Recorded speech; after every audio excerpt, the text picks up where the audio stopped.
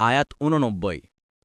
لا يؤاخذكم الله باللغو في أيمانكم ولكن يؤاخذكم بما عقدتم الأيمان فكفارته إطعام 10 مساكين من أوسط ما تطعمون أهليكم أو كسوتهم أو تحرير رقبة فمن لم يجد فصيام 3 أيام ذلك كفارة أيمانكم إذا حلفتم واحفظوا أيمانكم كذلك يبين الله لكم آياته لعلكم تشكرون।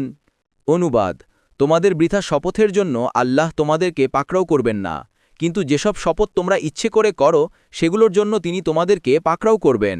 তারপর এর কাফফারা 10 জন দরিদ্রকে মধ্যম ধরনের খাদ্য দান, যা তোমরা তোমাদের পরিজনদেরকে খেতে দাও, বা তাদেরকে বস্ত্র দান, কিংবা একজন দাস মুক্তি।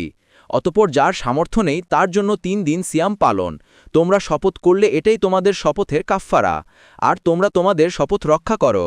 এভাবেই আল্লাহ তোমাদের জন্য তার আয়াতসমূহ বর্ণনা করেন, যাতে তোমরা শুকর আদায় করো। তাফসির 1 নং ফুটনোটের বিবরণ।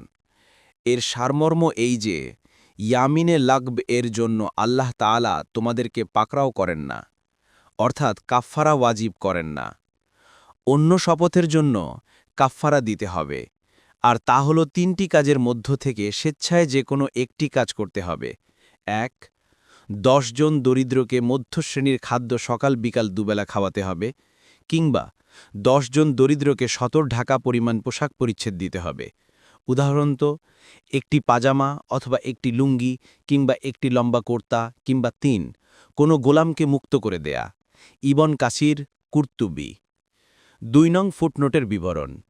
এরপর বলা হয়েছে যে, কোনো শপথ ভঙ্গকারী ব্যক্তি যদি এ আর্থিক কাফফারা দিতে সমর্থ না হয়, তবে তার জন্য কাফফারা এই যে সে 3 দিন রোজা রাখবে। কোনো বর্ণনায় এখানে ধারাবাহিকভাবে 3টি সিয়াম রাখার নির্দেশ রয়েছে। তাই ইমাম আবু হানিফা রাহিমাহুল্লাহ ও অন্যান্য কয়েকজন ইমামের মতে শপথের কাফফারা হিসেবে যে সিয়াম হবে তা ধারাবাহিকভাবে হওয়া জরুরি। ইবন কাসির, কুরতুবী।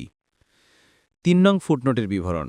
আলোচ্য আয়াতে শপথের কাফফারা প্রসঙ্গে প্রথমে ফাকাফফারাতুহু ইতআমু শব্দ বলা হয়েছে।